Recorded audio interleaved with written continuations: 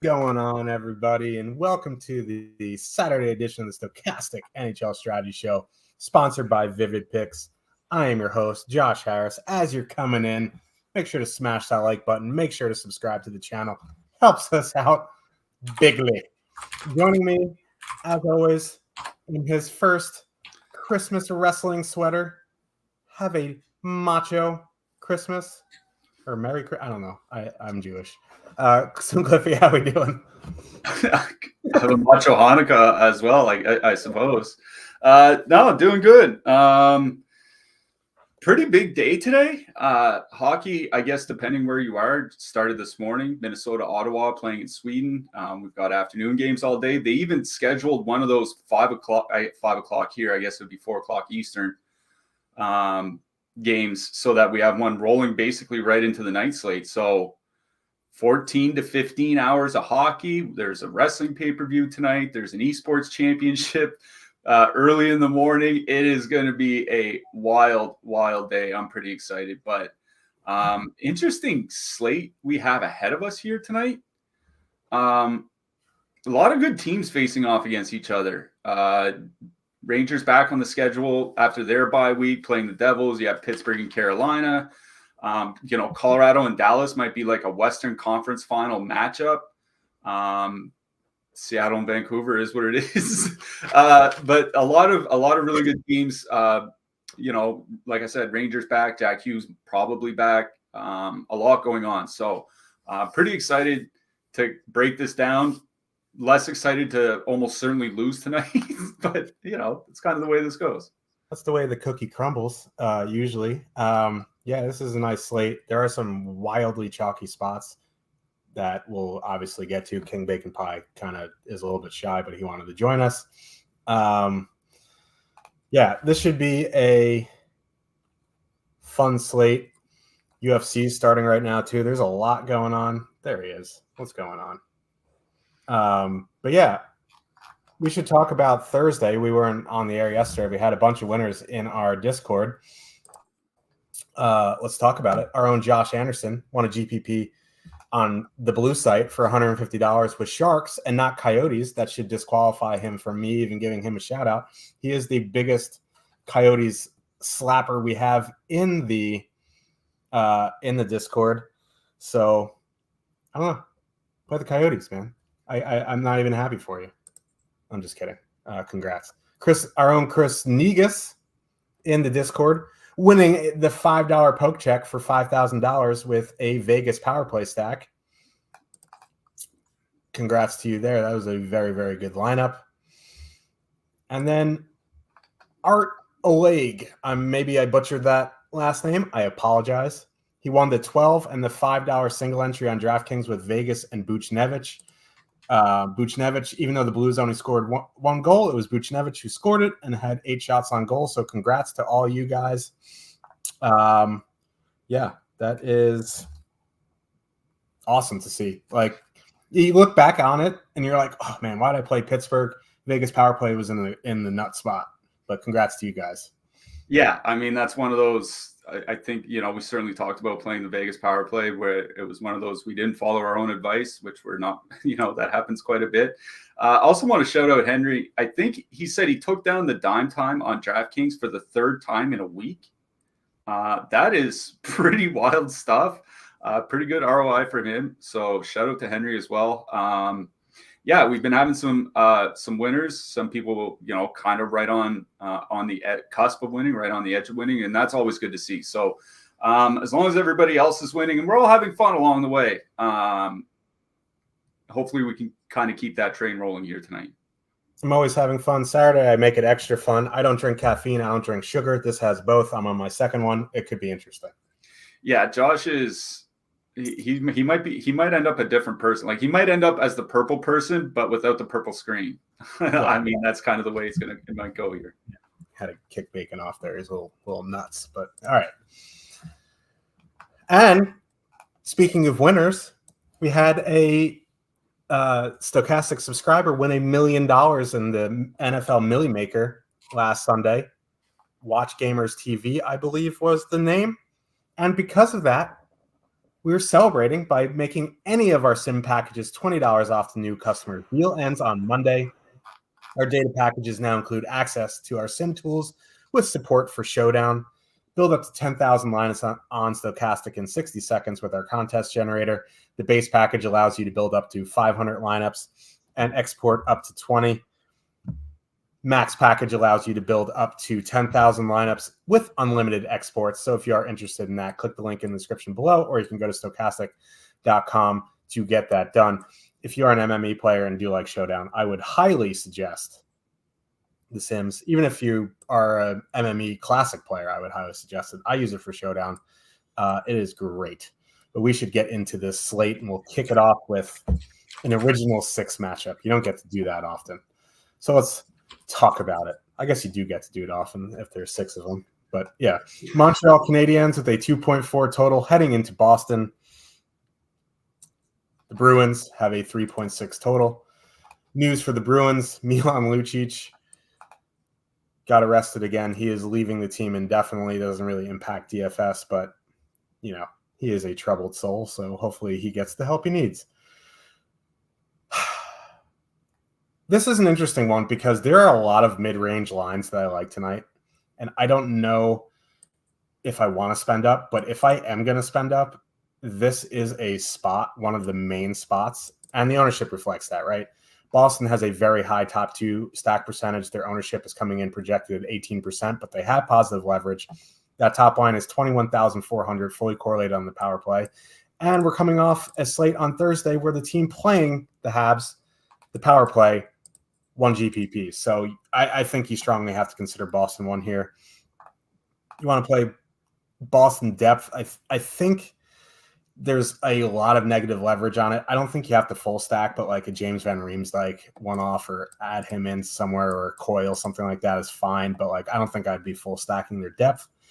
On the Montreal side, I just don't like these lines. Like if you want a one-off Caulfield again, I guess that's fine. He's expensive for it, though. I think maybe I'd go down to like Gallagher or Pearson, but like at that point, like there are plenty of cheap lines in better spots than this. So I'm pretty much out on the Habs. What are you doing with this game? Yeah, I will start on the Boston side because they were a stack that I wrote up in the picks article today over at stochastic.com. Just head to the NHL section and you'll find my article Monday through Saturday, basically, unless there's only 0 or 1 game. Like I don't do Showdown articles, but as long as there are 2 games, you'll find my article up there. I wrote up both Boston and Brad Marchand because of the reason you brought up, is that Vegas just had a big game against Montreal with the power play guys basically doing all the damage. And that's the point that I raised in the article, is Montreal is one of the most penalized teams in the league, 4.3 times shorthanded per game. Now, just because you take a lot of penalties doesn't mean you'll give up a lot of power play goals. Like the Avalanche have only, like we'll talk about Colorado later on the slate. Colorado takes a lot of penalties, but they've also only given up 8 power play goals against in 15 games. Montreal's given up 18. So like, they don't have quite the penalty kill that Colorado does. And that is really, really good news for this Boston top line, obviously. Like they're a perfectly correlated top line. The power plays look really good, especially with Charlie McAvoy there. Like as long as he doesn't get suspended again, the power play should be able to just hum along. There is a ton of ownership, 18% projected ownership on FanDuel tonight, but that there is still a 27% top 2 stack percentage. So there is positive leverage here. They are in a really, really good spot here tonight. It's not only the power play spot, but it's the even strength spot too, right? Like Boston's top line has been pretty good generating offensively so far this year. 2.9 expected goals, over 5 goals per 60 minutes at 5-on-5, I believe they're up to now. Montreal's top 2 lines have not really been that good defensively. Like I feel like I say it every time the Montreal's on the slate. Like God bless Josh Anderson. I do enjoy watching him play hockey. He can't play in the top 6. Like he just can't. He's not capable of it.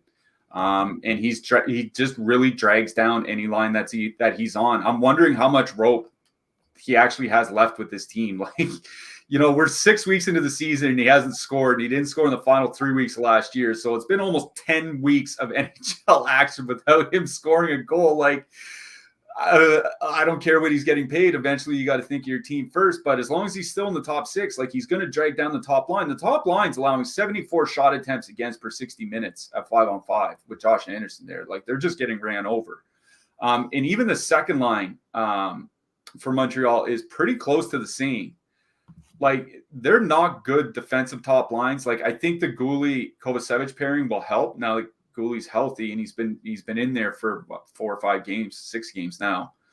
But that pairing can't stay on the ice all game. So I do like Boston 1's matchup at all strengths. They are one of my favorite stacks on the slate here tonight. They are expensive. If you don't want to pay up for them, I won't begrudge avoiding them. I do think, even one-offing David Pastrnak here makes sense tonight, just given how involved he is in just about everything that they do.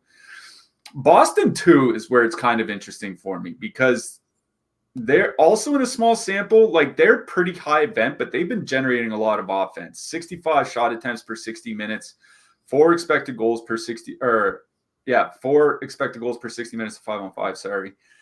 James Van Riemsdyk, he looks almost reborn. Like he does not look like the same player he was in his last few years in Philadelphia. Like very involved offensively. He's not just parking himself in front of the net and looking to pick up garbage goals. Like he's involved in the playmaking. His scoring chance contributions are really high.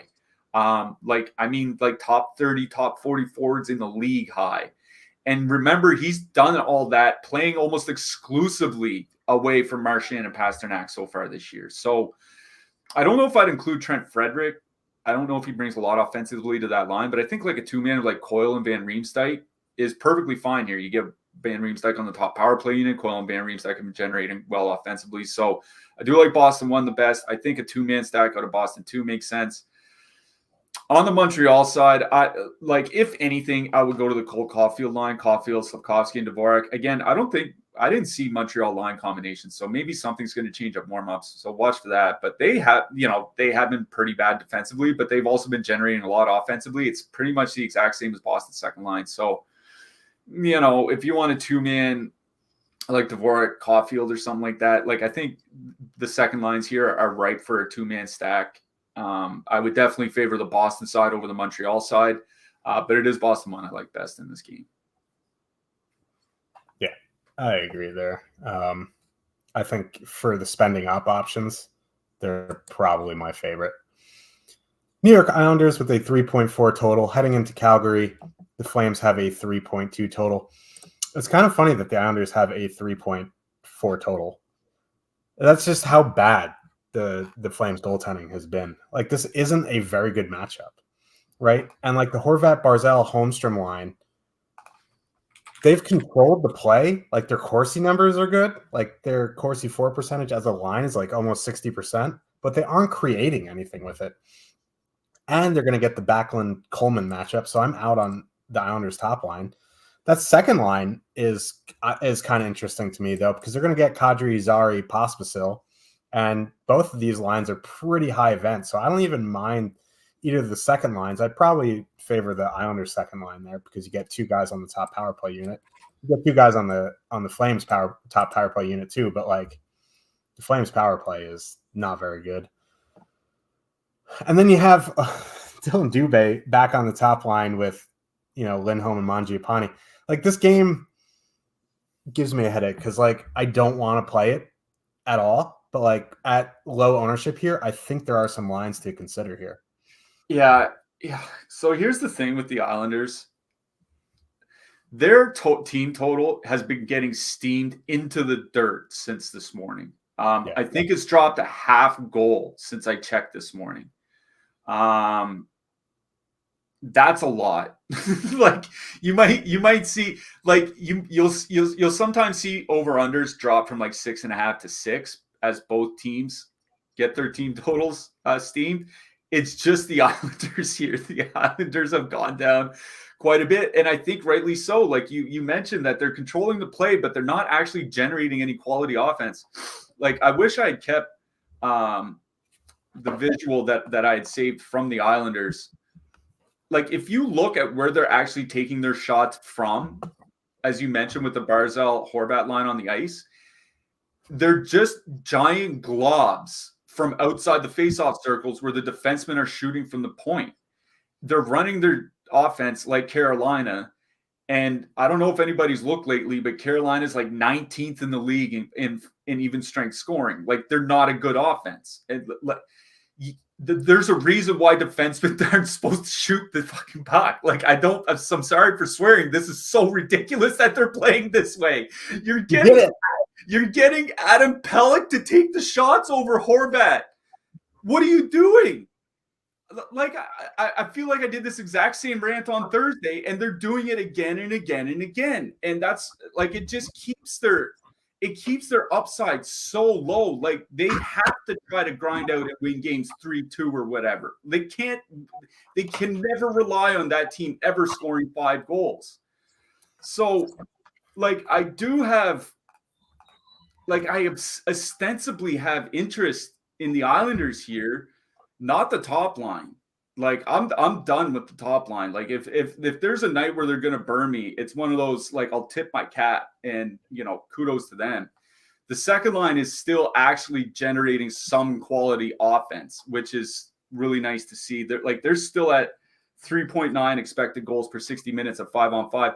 Their expected goals numbers are like 60% higher than their top line with Horvat and Barzal. It is like bonkers how much better that line is than the Horvat line.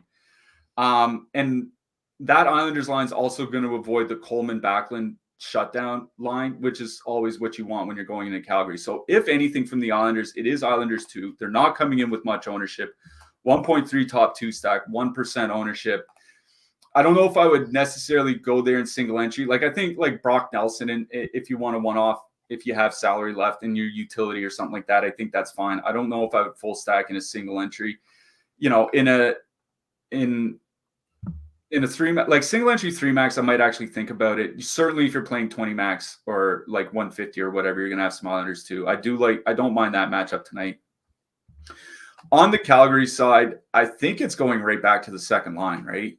Like, that Kadri, Zary, Pospisil line has looked pretty good. Sorry if you play on FanDuel, they're never going to add Zary and Pospisil to the player pool. Like, that's just you just kind of have to accept it now. But Kadri, Zary, Pospisil, only 2.4% ownership per the top stacks, 1.2% top 2 stack percentage. That's fine. 70 shot attempts, 2.9 expected goals per 60 minutes. Zary was over 16 minutes in his last game.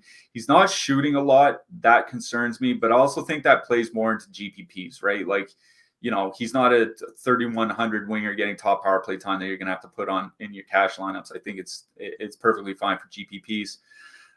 So I do like Calgary too. You do get Kadri and Zary on the top power play unit. The Islanders penalty kill has really slid. Like, they had that one bad game like a month ago against the Devils where they gave up like 3 power play goals or something like that. But in general, their power play numbers have not been very good otherwise.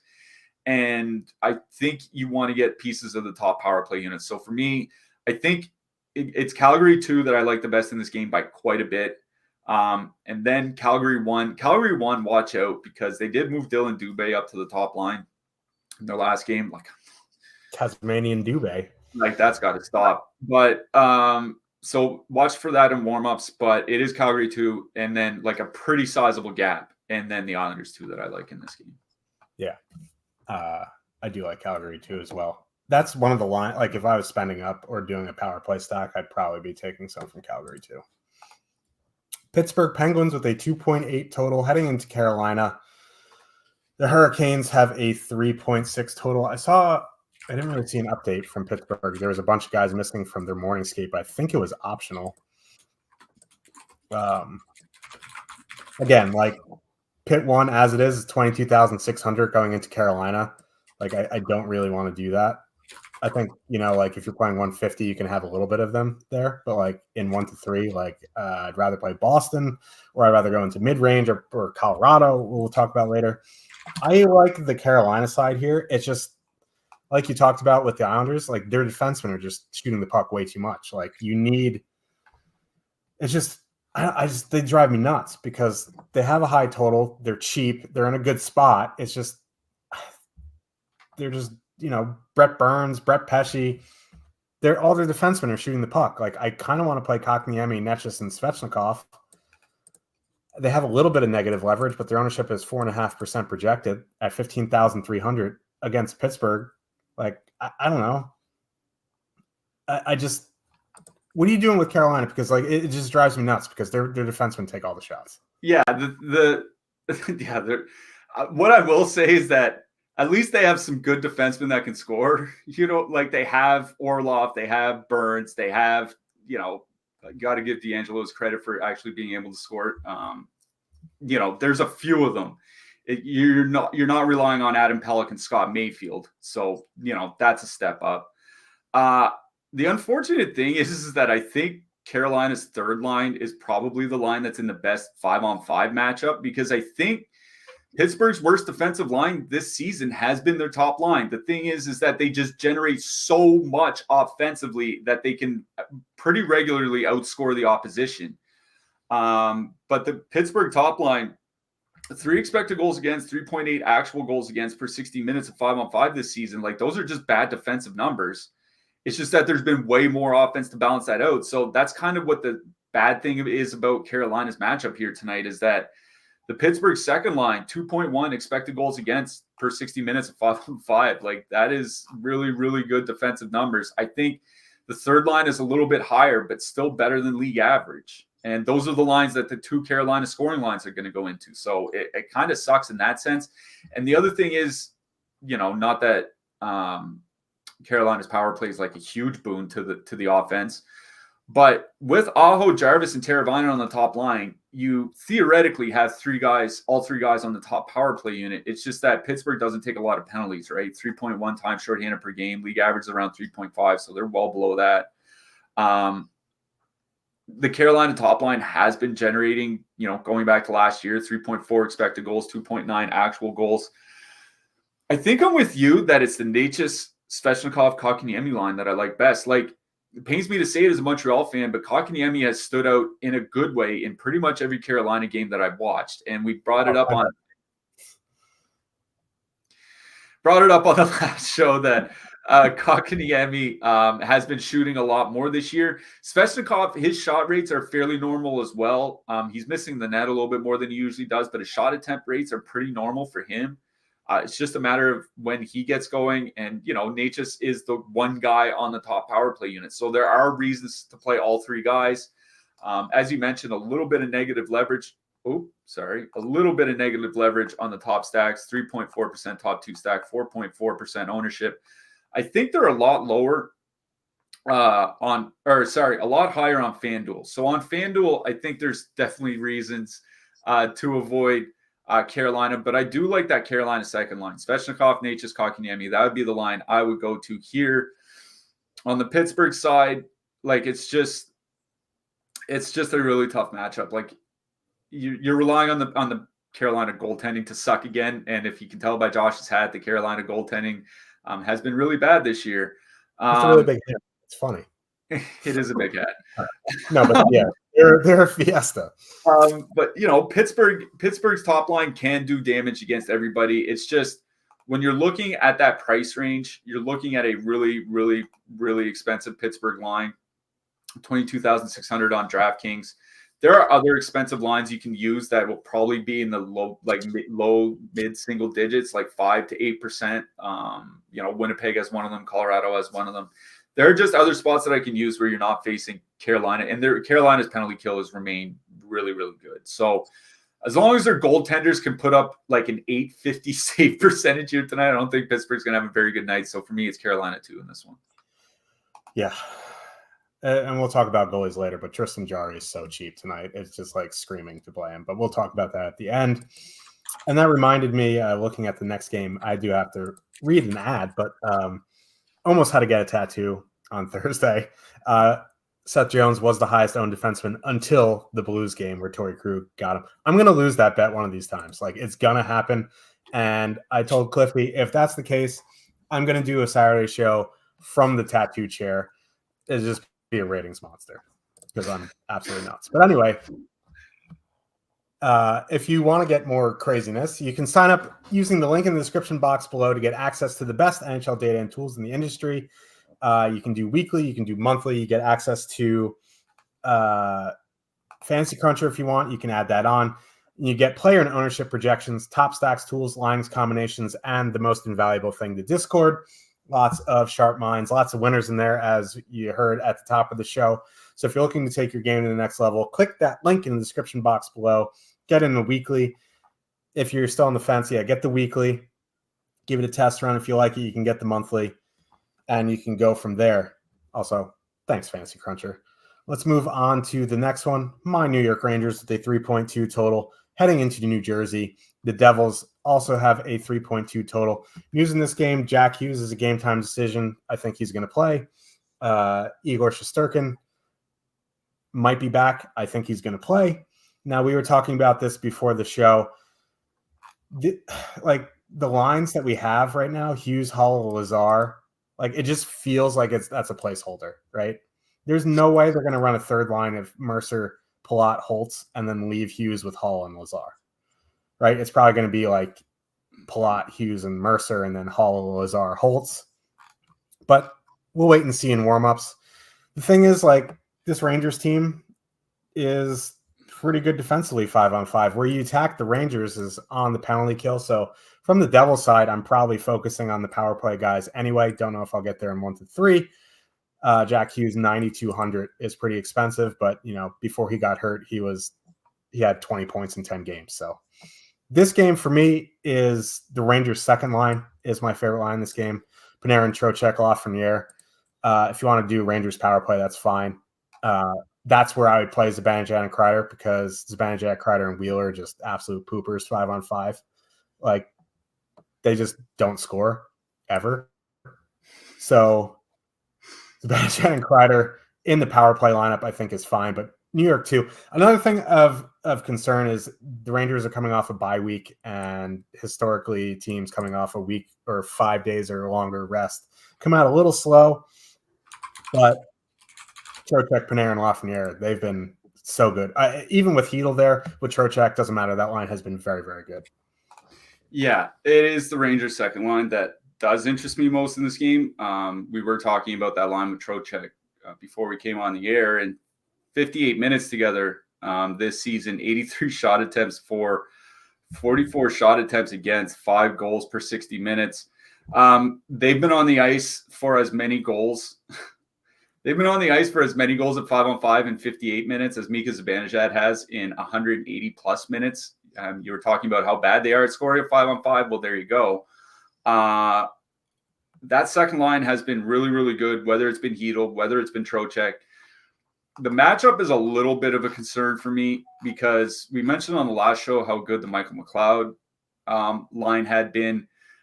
I don't know exactly how they're going to match up here tonight, because like you said, I'm not buying that Curtis Lazar and Eric Haller are going to be on the top line with Jack Hughes here tonight. I assume they still use McLeod kind of in a shutdown role. So that would put him out against Zibanejad, and then Trocheck out against whatever Hughes line they have. Now, Hughes' defensive numbers this year were pretty good. They weren't, anything terrible, anything that would, say that this is a tremendous, defensive matchup or whatever.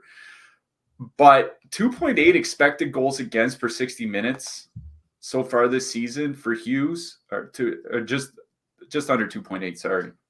And goals against much higher, because the New Jersey Devils goaltending has let them down. I do like Rangers too in that matchup, but what you mentioned about bye weeks is very salient here. We have data going, because bye weeks have been around now for 9 years. And, in that sample, it found pretty consistently that teams coming off a bye of at least 5 days, performed poorly. They won fewer of the games. They got lesser of a goal share, which means they scored less. That's kind of tough and they're starting on the road on top of that. That's kind of a tough matchup for them. By the same token, they're not coming in with a lot of ownership, and that's what's kind of appealing to me here. 5.3% ownership, 7.4% top 2 stacks. This is one of those mid-price stacks that you were talking about that I think is certainly in play here tonight. it worries me coming off of that bye week. Like it really, really does. And there's still no Adam Fox. Again, we said before the bye week that a lot of his impact was on the defensive end, not necessarily offensively, but good defensive impacts help turn the play around and get it transitioning forward. So I do like Rangers too. I don't know if I'm going to play them tonight coming off the bye week. I certainly won't begrudge anybody for doing it. I think they're in a really good matchup, basically 5-on-5, power play, whatever. I think it's a pretty good matchup for them. If it weren't their bye week, I would probably be playing them here tonight. Like if they had a game that they had just played on Wednesday or Thursday and were playing again here tonight, I would probably be playing Rangers too. And that's why they're still in consideration for me. The New Jersey side, it's hard to say what to play because I'm not buying these lines. When you have Andre Platt, Dawson Mercer, and Alex Holtz all on the third line, that it just screams Platt and Mercer going to play with Hughes, and then Haula centering Holtz and Lazar or something like that on the third line. That's what that says to me. I guess we'll find out when warmups come. Should mention the McLeod line's been pretty good defensively, but also offensively as well, right? 88 shot attempts, 4.4 expected goals per 60 minutes as a unit.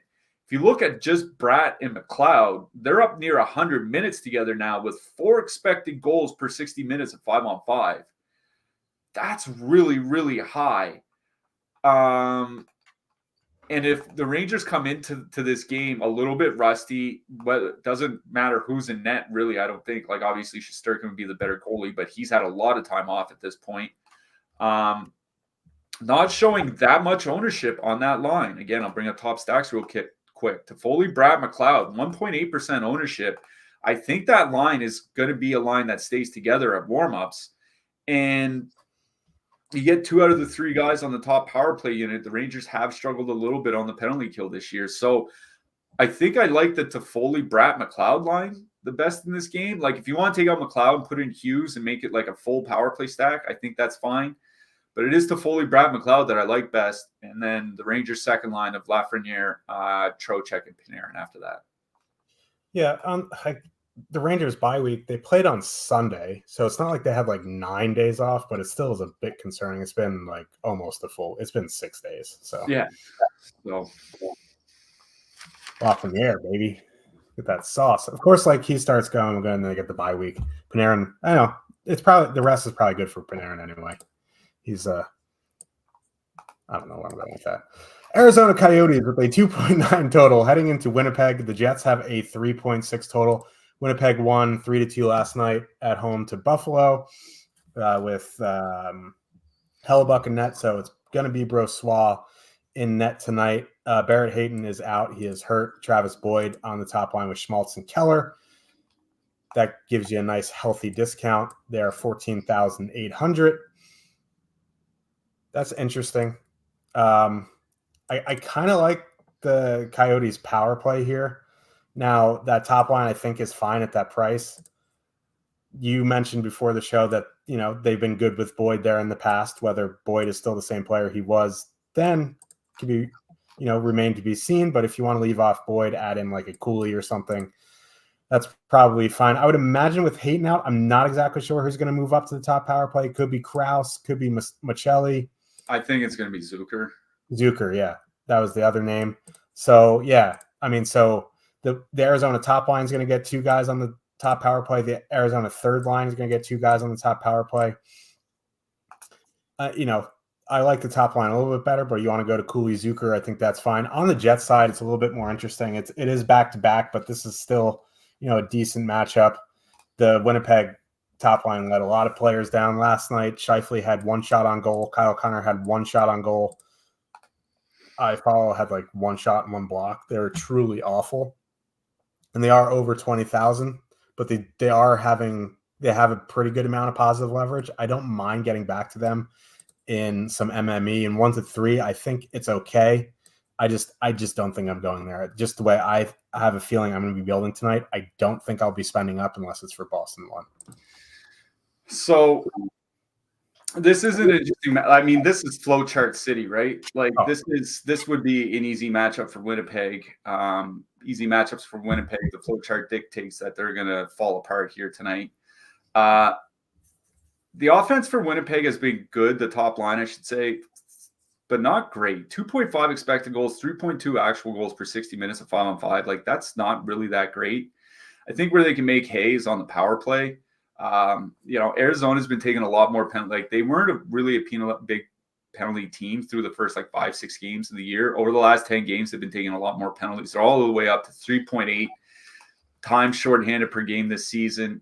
They're just behind Boston for 8th in the league at that point. Winnipeg has been drawing a fair amount of power plays of their own as well, 3.8 power plays per game, and the Arizona penalty kill is just not very good. So I think there is a lot of merit to just going right back to Winnipeg 1 here tonight. Like, we talk all the time about how Winnipeg has an actual checking line that they use at home. That's going to go out against the Keller and Schmaltz line. The Arizona second and third lines are not good defensively, like, at all. And 2.9 expected goals for the second line. The third line is at like Zucker and Cooley are at 3.7 expected goals against. Like, they are just not good defensively. I think it is a really good matchup for Winnipeg 1. Like, I am considering them again here tonight, especially where the ownership's not that high, right? I'm going to bring up top stacks again quickly. Winnipeg 1, 7.3% ownership. Maybe that comes up a little bit, but I think as a unit, they'll be under 10% here tonight. And for a 9-game slate at home against the Arizona Coyotes, with Arizona just not being good defensively, I think, especially with Juuso Välimäki out, that was another thing that I brought up in my picks article, free to read over at Stokastic.com. He's their best defensive defenseman. They don't have a guy that can replace him in the lineup. They just don't. So I really do like Winnipeg 1 here again tonight. I think you can just turn it into a full-on 5-man power play stack if you want, like the entire top line plus Perfidi plus Josh Morrissey. If you want to leave Morrissey off and just go with the 4 forwards, I think that's fine. Like, Perfidi, since he got moved up to the top power play unit, he's on an 8-game point streak with 10 points in that stretch. Like, it feels kind of weird to leave him off any Winnipeg stack at this point. So I do like the Winnipeg top line here. The interesting part is the Arizona side, because with Boyd on the top line, they're pretty cheap as a top line. They're under 15K on DraftKings because Boyd is mid-price. They're also triple winger, which a lot of people don't usually go with triple winger stacks. Now, you'll obviously see it tonight because the line is so cheap, but it is a way to kind of build a unique lineup otherwise, right? Like, you can do, like we just talked about New Jersey, you can do triple winger Arizona stack here and then do Hughes, McLeod, Toffoli or something like that, or Hughes, McLeod, Brad, something like that. Like, that's something that you can do here tonight. It's that Arizona third line is what's kind of interesting to me, because I do think Zucker does jump to the top power play unit. So Zucker, Cooley, Michael Carcone. Is it Carcone or Carcone? I get confused because every time I hear the name, I think of Batman. Falcone. Yeah. I think that's why I was saying Carcone as well. But Zucker and Cooley at least have they are bad defensively, but they are pretty good offensively as well. 64 shot attempts, 3.1 expected goals per 60 minutes of 5-on-5. They're having some trouble finishing, shooting under 6%. But they're probably also going to be in the best matchup of any Arizona line here tonight, because they're the ones that are going to get the Winnipeg top line. And the Winnipeg top line, not very good defensively, basically league average. League average is really nothing to be worried about on the Arizona side. So Arizona 1 is very much in play for me here tonight. We have, over the previous 2 seasons, they scored 3.2 goals per 60 minutes of 5-on-5 with Boyd there. They can score with Boyd on that line. That's not a problem. You get 2 out of the 3 guys on the top power play. Boyd might just take the Hayton's power play spot on the top unit, right? That is something that I think might happen as well. So I do really like Arizona 1 here. I just think that Arizona 3 line, given their matchup, given the offense that they've been able to generate, the potential, not certainty, potential of Zucker jumping on the top power play unit, I think they make a nice filler stack here tonight for, if you're going to go play Boston or Pittsburgh or Colorado or something like that. Some people are saying DFO has Kerfoot at power play 1. Listen, it's it could be. That would just be egregious. Yeah, well, I think he jumped on at the end of the game on a 6-on-4 power play or something like that in their last game or something like that. I have to go double check. So yeah, it could be Kerfoot. Either way, I still like the Arizona third line as a filler, like whether Zucker's on the top power play or not. Yeah, I mean, do you want to play Kerfoot? You can guess. It's just not something that I will do. Oh boy, let's get to some chalky chalk. Columbus Blue Jackets with a 2.9 total heading into Washington. The Capitals have a 3.6 total. We have found the chalk, my friends, and it is Washington 1. Egregiously high ownership. If it's anywhere near that tonight, I will not be playing them. We currently have Strome, Wilson, Ovechkin, which is an unconfirmed line, by the way, because Kuznetsov is out. Currently projected for 29% ownership.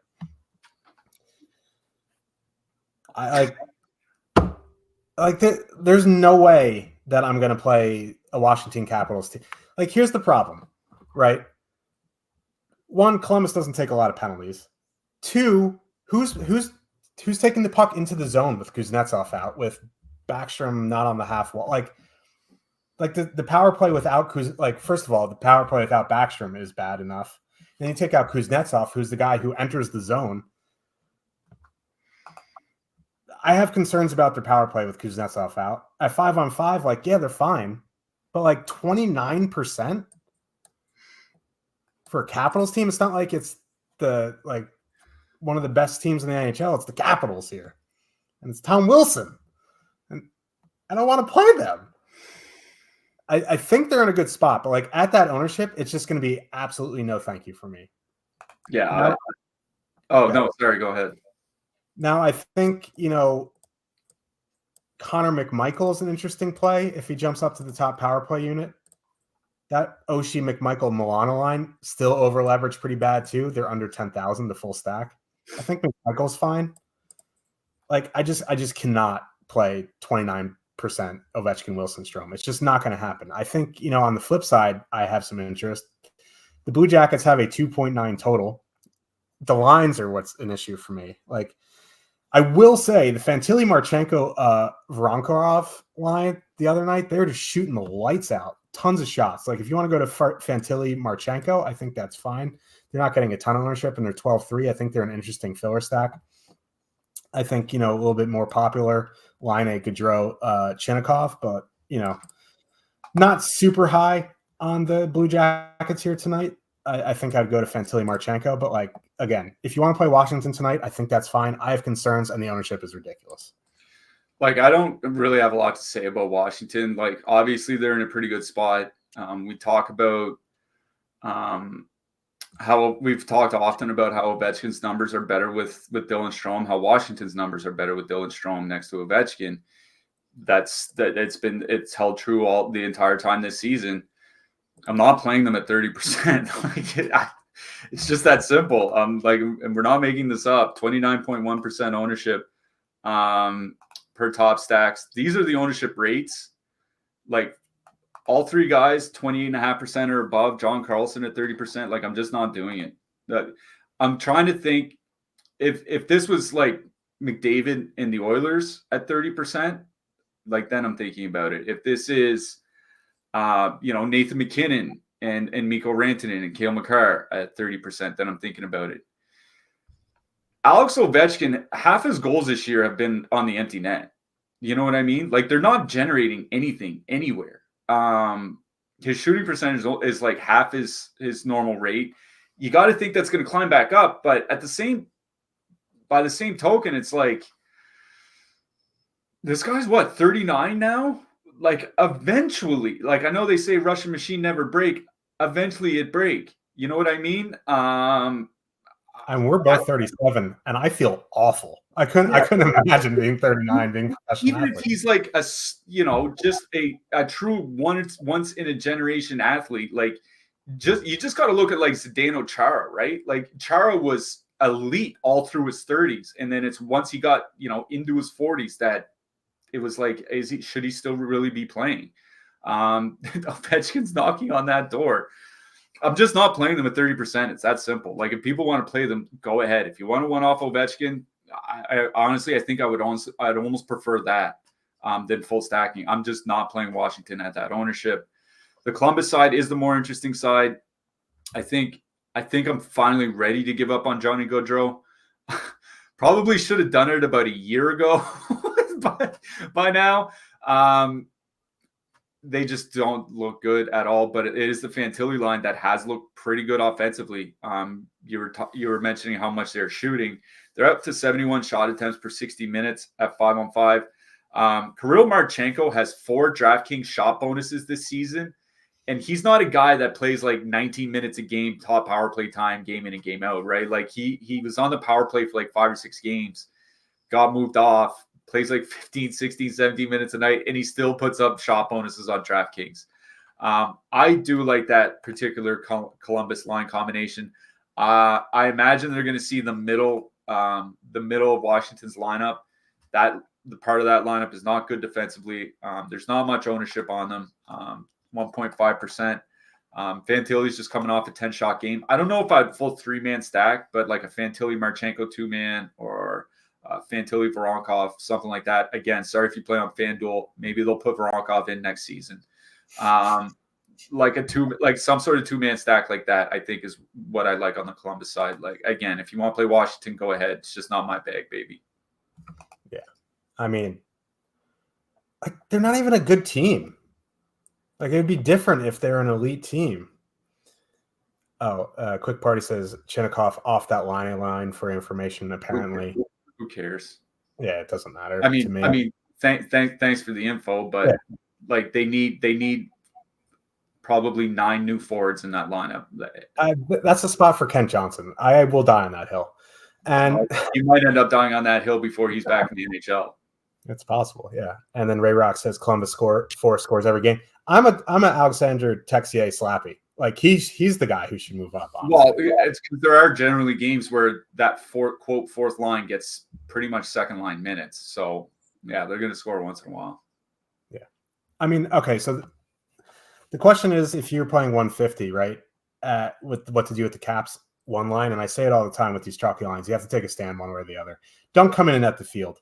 You're either way under or you're way over. Yeah. I mean, Jake might disagree with us, but I would say like you come in like 40 to 50% Washington, which feels absolutely insane, or you just put in like 10% and hope that if they do go off, you have the right combination somewhere. Right. That's what I would probably FOMO like 10%. I would no shot on a 9-game slate. Am I playing 50% Washington one?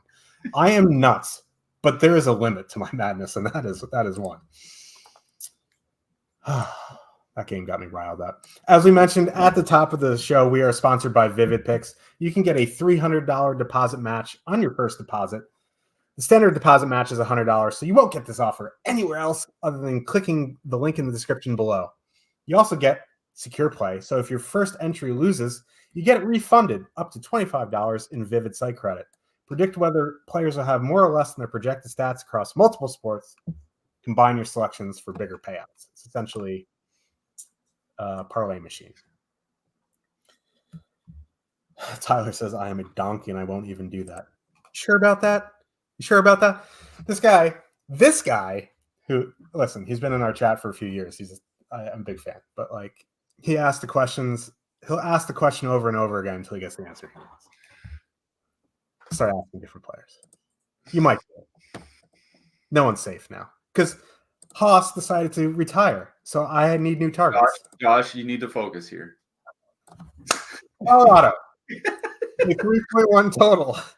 Wow.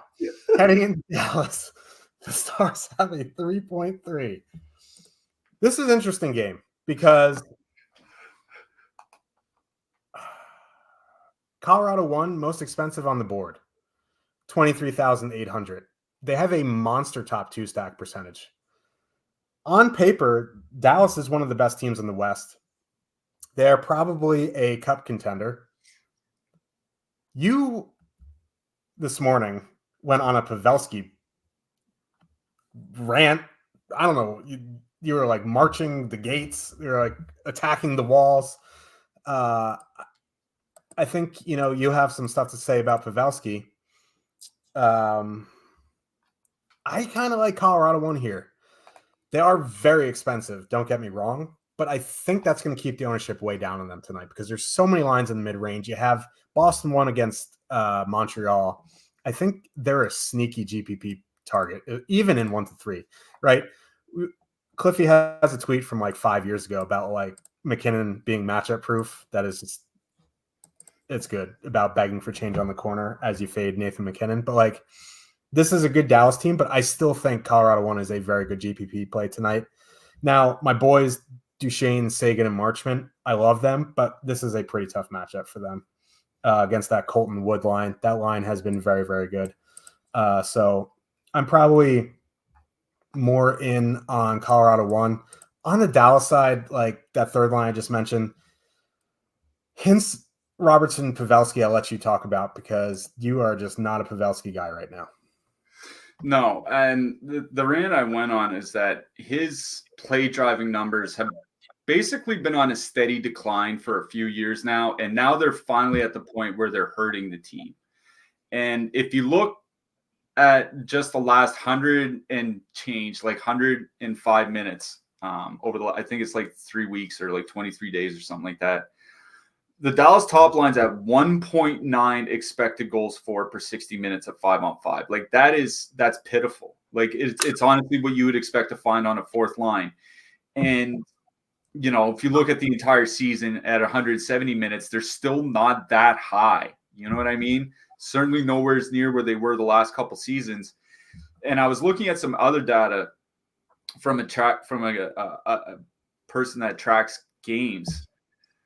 Pavelski's scoring chance contributions are something like 40% lower than the league average forward. And it would put him somewhere around a fourth line rate or low end third liner. If you just want to look at players across his team, he's basically in line with guys like Radek Faksa, Sam Steele, Ty Dellandrea. Like that's the impact Joe Pavelski's having on scoring chances. The reason he's still putting up goals and shots is because he's playing with Rope Hintz and Jason Robertson, and they're doing their damnedest to carry him around the ice. Like, I think Pavelski's earned a little bit of a benefit of the doubt, but like I was telling you earlier today, that he's tanking the top line. Like this team is being carried right now by the Matt Duchesne line and their goaltending to an extent. And it's not just been like a bad week or a bad couple weeks. It's been pretty much a bad month now. And I was talking to somebody else on Twitter. Like this is going back to basically the All-Star game last year. So now we're getting up to like a half a season's worth of games of Pavelski being a drag on the top line. I say all that, and by the same token, they're not coming in with much ownership. And they're going to be going up against Colorado. And I said earlier, Colorado is one of the most penalized teams in the league. Pavelski can still be dangerous on the power play because he's still really good at that net front position. I think if I were playing like if I were in a 150 maxing tonight or whatever, I think having like 10% Dallas 1 would make a lot of sense. But I think in my single entries here tonight, I'm more inclined to just go play the Duchesne line. In fact, I'm not convinced that they won't have new line combinations tonight. One of the beat writers said something to the effect of these are the lines for now, or these are the lines that we'll see what the lines are at warmups. Now they had a practice yesterday, so the lines that we're talking about are the lines that they had a practice yesterday. Is what we're expecting. But I think it's kind of like when's the other shoe going to drop and when's Pavelski going to get moved down. So if I'm 150 maxing, like I think I don't have a problem coming in over the field.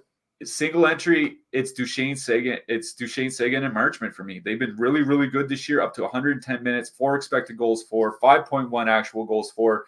The line is 2nd, 4th, and 5th in shot attempts on this team in the month of November. So the top 5 on this team are on this line. They're going into the Dallas depth. They're not going to see much of that top line matchup. I like Dallas 2 a lot. I think Colorado 1 is certainly in play here tonight. The problem is like Dallas's penalty kill is really, really good. And if Colorado's at a point where you probably need them, like you need at least 3 goals from them, and you got to think they'd have to get at least 1 on the power play. So I don't have a problem with playing Colorado 1 here. They are expensive. I'm going to be honest. I think I would just go play Pittsburgh, like really over Colorado tonight. You'll get them at a fraction of the ownership. And I'm going to be honest, I'd rather shoot on the Carolina goaltending than Jake Ottinger right now. So probably nothing for me from the Colorado side. For me, it's the Dallas. It's the Seguin line for Dallas. I'll be honest. I just rang my own bell, man. I'm buzzing right now. You doing all right, man? I'm doing fine now. I think I gave myself a concussion. No, I'm good. But I'm a little bit higher on the Colorado top line just because, they're in a matchup-proof bin. Like, yeah, it's a bad matchup, this and that, and Ottinger is very, very good, but this is a line that can break any slate. So maybe if you're a little bit apprehensive 1 to 3, I think that's fine because they're super expensive, and they do have a fair bit of ownership compared to Pittsburgh one, like you mentioned, but I think they are a pretty good sneaky GPP play in MME. Seattle Kraken. God, Seattle Kraken, man. They drive me nuts. With a 2.9 total heading into Vancouver, the Canucks have a 3.5 total. Here we are again. No one's playing the Canucks. And what do? They just keep rolling right along on the power play. What's his face should be back tonight. Andrei Kuzmenko should be back on the top line with Mikheyev and Pedersen. Second line still Miller, Besser, and Di Giuseppe. I don't know, man. Like, if you're going to give me positive leverage on these Vancouver lines, I'm going to keep playing them until they start regressing. They're still not overly expensive. Seattle's the definition of average. Their goaltending isn't very good, so I like Vancouver here. On the flip side, I think there are some Seattle lines that you can play as fillers. They're so cheap. McCann, Beniers, Eberle, 13,000. Not a ton of negative leverage. It's to a point where I still would play them. You want to go like Tolvin and Gord Bjorkstrand, I think that's fine as well if you're getting super expensive like Boston 1 or Colorado, something like that. They're 11-6. I don't know if I'd, in single entry full stack anything on Seattle, but I don't mind like a McCann, Eberle 2-man or Tolvin and Bjorkstrand 2-man, depending on how you're building. But for me, I prefer Vancouver in this game. Oh, yeah, I agree with you. Kuzmenko said he's going to be wearing a full face shield in that he was saying like skating around, he was having problems seeing pucks like in his feet, which makes a lot of sense. If you've ever played hockey and worn a full face shield, like that's exactly what the problem is. That's a little bit concerning for me for DFS. Like, I don't know if it's enough of a reason not to play the Pedersen line, but I think it's definitely something that it's kind of like that tiebreaker, right? Like I don't really see a huge difference between the Pedersen line and the JT Miller line. I think the Pedersen line is better. I don't think it's enough to necessarily justify the JT Miller line coming in at half the ownership, right? Like that's kind of the way that I'm looking at it. JT Miller does, like we always say, does play a fair bit with Quinn Hughes. So I think stacking that line plus putting Hughes on the blue line makes a lot of sense. They're going to be used often, not often, sometimes in a shutdown role. And like the Seattle top line has just not been very good. Like the Beniers, Eberle, McCann line just has not been very good. Defensively this season at 2.9 expected goals against, 4 actual goals against per 60 minutes of 5-on-5. Those are just really bad numbers. The Seattle penalty kill is also very bad. So yeah, I'm with you on Vancouver. I think I would lean the JT Miller, Brock Besser, Phil Di Giuseppe line.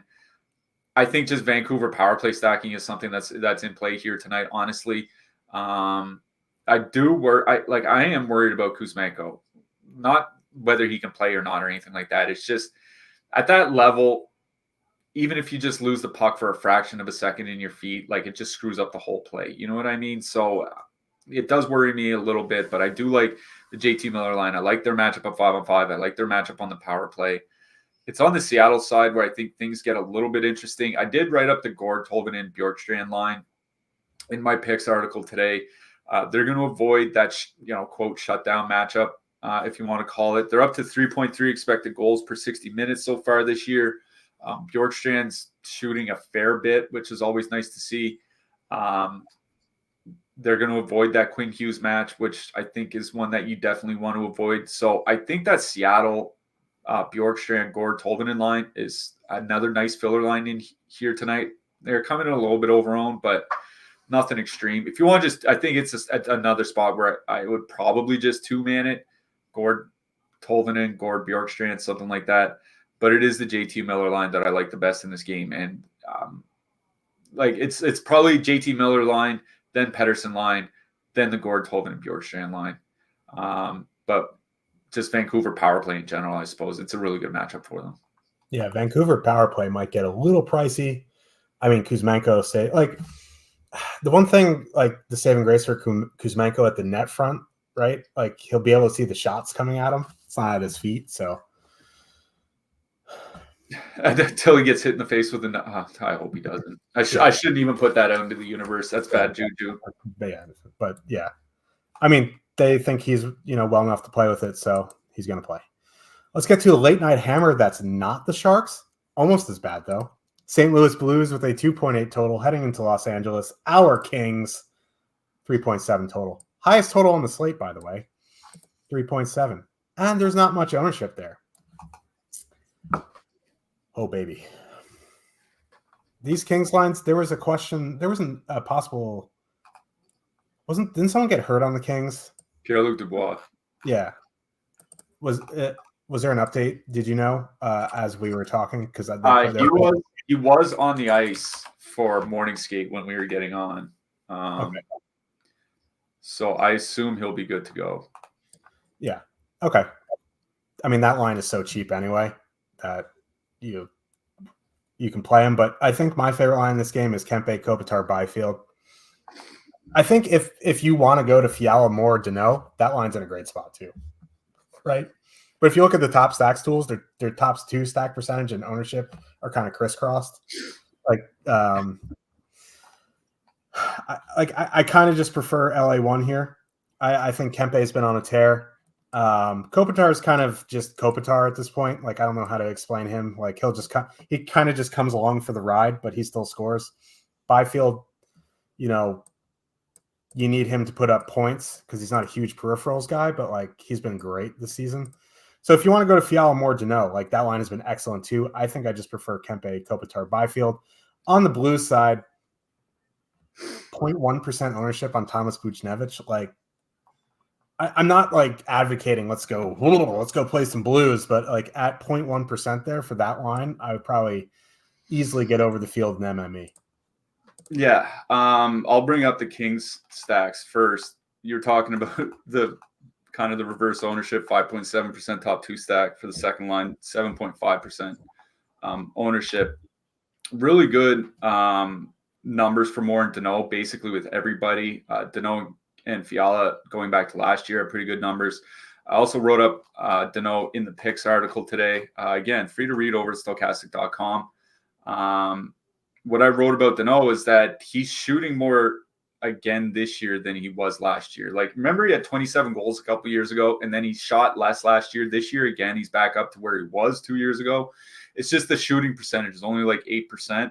He's been at like 13, 14% with the Kings. So that's got to come up eventually. And that's just a really good offensive line, I think. But it is Kings one that I do like the best. Once we get to this point of the season and lines have typically been together a long time, like the Kings top line has been together all season long, I'd like to look at like little segments to see if there's any drop off in play. 62 minutes in the month of November for the Kings top line, 3.6 expected goals, 4.9 actual goals per 60 minutes, 88 shot attempts per 60 minutes of 5-on-5. Like, that's a low end power play total. And I'm not even exaggerating. Yeah. Like, when you have Quentin Byfield at 15 shot attempts and Anze Kopitar at 14 shot attempts per 60 minutes, you're humming along pretty good offensively. So I agree. I really do like that top Kings line. Like 5, 6, 7% ownership, I think is perfectly reasonable. The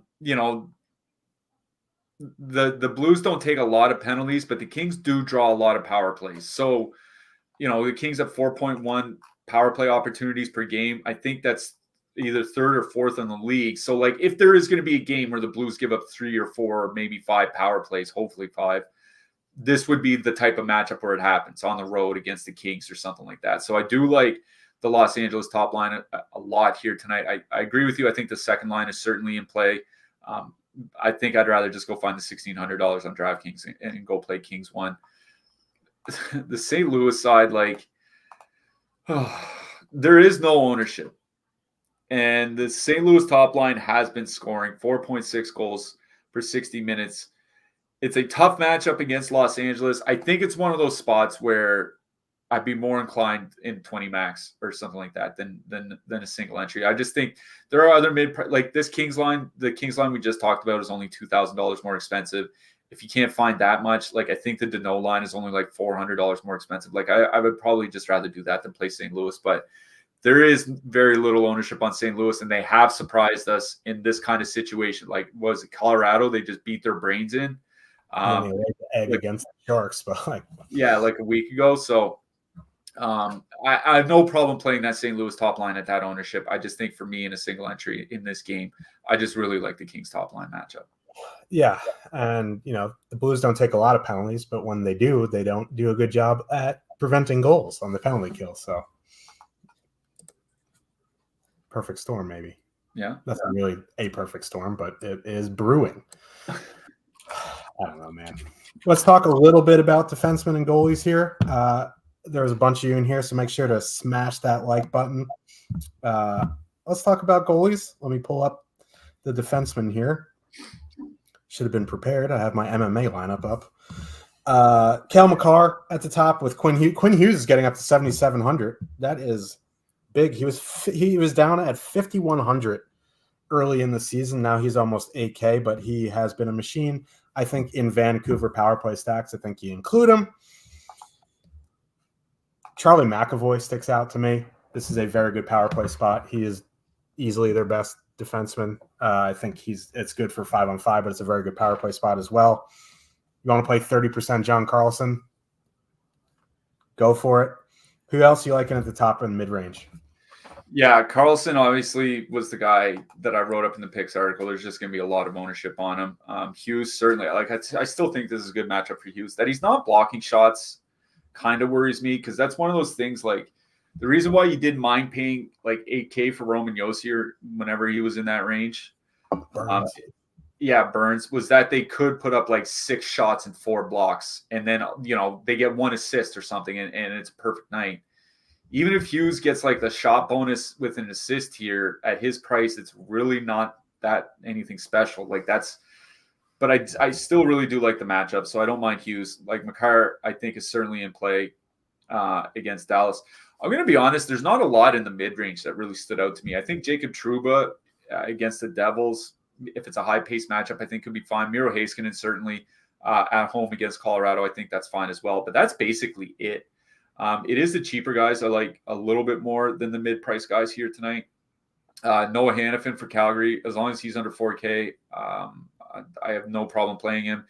Esa Lindell got up to 23 or 24 minutes in the last game with Thomas Harley injured. I don't know if he's going to play that again, but I think 21 to 22 minutes is perfectly reasonable for him. He can absolutely put up a block bonus on DraftKings, maybe donk an assist or something like that. Devin Taves on the other side of that game, don't mind him either. Matt Roy is projecting very well for Los Angeles. So, if you don't want to use Drew Doughty, who's, not that great. I shouldn't say that. He's having a good season, just not a good DFS season. That's kind of what it boils down to. Speaking of minutes, JJ Mosier was up to 23 minutes for Arizona in their last game with Valimaki injured. Don't mind going back to JJ Mosier. If you want a cheap guy, I think Chris Tanev's fine from Calgary, but I really do like that 3 to 4K range for defensemen. I don't think this is a night where I'm going to go down 2,600. But I don't think it's a night where I'm going to have many $5,000 defensemen in my range either. Yeah, don't mind Rasmus Sandin either at 3,600. He's been putting up good peripherals. I think the one guy above in that mid range, and he's not too expensive, is Eric Gustafsson at 4,300. As long as Fox is out and he's not $6,000, I'm still going to continue to play him because he runs the top power play and the Rangers power play. Very, very good. Let's talk about some goalies here. Top of the list, Boston starter, Ulmark Swayman, whoever it is, 8,500. Again, it kind of got burnt playing Aiden Hill against the Habs the other night, but again, Omar Swayman, I think it's fine. Demko is interesting at 8,100. I don't spend up often, but if I do, it would probably be for Demko or even Charlie Lindgren. He's been good. Jake Ottinger, 7,800, should see a fair volume there. When you start in this like mid range, I think Georgiev is fine. Igor, if he starts, is 7,600. Then you have like Sorokin at 75. And the super cheap guy that sticks out to me is Tristan Jarry, right? I do not like playing him at home when he's 8,400, but if you're going to give him to me at 7,100 against the Carolina Hurricanes, where the defensemen take majority of their shots, have to consider Jarry. Yeah, for sure. And I think, Jordan Binnington, 7K, as long as he gets to start, and I think he will, because it was Hofer in their last game, if I'm not mistaken. Yeah, he gave up 5 against the Sharks. That's right. So yeah, Binnington 7K against the Kings. I think that's perfectly fine as well. Like, he's had a really good season so far. So Jake Ottinger at home to Colorado. I think Ottinger's 76, maybe 7,800. I think that's a good matchup for him. Like, Colorado's still taking a lot of shots. They don't always score a lot of goals. So don't mind that. That's basically it. It's like Binnington, Jarry, Ottinger, Sorokin. Like, I think Kochetkov. Is it Kochetkov or Ranta that's starting? Ranta's confirmed. Yeah, I think it's fine to play him at 8,100. Like, if you make your lineup and you have 8,100 left, I think putting in Ranta is fine. It'd be nice to see him not just get his brains beat in every single night, but I think the shot volume might be there in this one. I think I'd rather play Demko, but I do agree. I think this is a very winnable game for Carolina. Yeah. I see Dustin Wolf in the player pool pouring out for the homie Dustin Wolf. Who you liking for your hat trick pick? I mean, I wrote about him in the picks article. I think it's been a while since he's had one. It's kind of chalky, but whatever. I'm going Brad Marchand. The nose. I'm going Adrian Kempe. I really like the guy. Like, maybe it's deserved. He's a very good player. I just like, because I usually go spicy, but like I'm just a big Adrian Kempe guy. I don't even know why I'm explaining myself. We will be back. Let me see the schedule on Monday. Yeah, it's a weird schedule next week because of the American Thanksgiving. I think it shows Monday, Wednesday, Friday rather than Tuesday, Thursday. Just so everybody knows. Yeah, so 7 games on Monday. 7 games on Monday, 0 games on Tuesday, 14 games on Wednesday, 0 games on Thanksgiving, then a 15-game slate on Friday, and an 8-game slate on Saturday. So we'll be Monday, Wednesday, Friday, Saturday instead of Tuesday, Thursday, Saturday. So that's going to be a wild Saturday slate with just almost every team on a back-to-back. And then the teams that aren't on the back-to-back haven't played since Thanksgiving. Oh my God. That's going to be a mess. I'm going to need We'll worry about that in a week's time. You know what we should do? We should, instead of, me getting cronked up on iced tea, we should, maybe have some White Claws. Anyway, now we'll discuss that. Yeah. I haven't had a drink in almost 4 years, but I'll have them with all you guys. It's just a personal choice. But we'll be back on Monday. Make sure to smash that like on the way out. And good luck tonight, everybody. Good luck tonight, everyone.